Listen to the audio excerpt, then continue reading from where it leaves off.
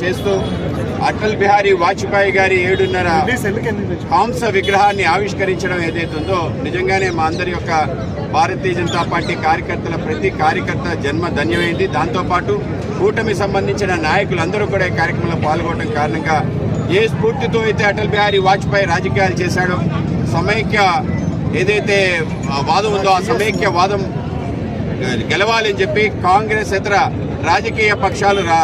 అధికారంలోకి రావాలి అని చెప్పి ఒక పెద్ద పోరాటం 70 సంవత్సరాలు పైగా చేయటం, 60 సంవత్సరాలు పైగా పార్లమెంటేరియన్గా ఆయన పార్లమెంట్లో గలమెత్తడం, వీటన్నిటికీ ఇవాళ నివాళులు అర్పించే విధంగా ఆయన శత జయంతి సందర్భంగా ఆంధ్రప్రదేశ్ రాష్ట్రంలో అన్ని ప్రధాన నగరాల్లో కూడా ఆయన విగ్రహ ఆవిష్కరణ కార్యక్రమం చేయడం జరిగింది. ఒక వ్యక్తి తన జీవితంలో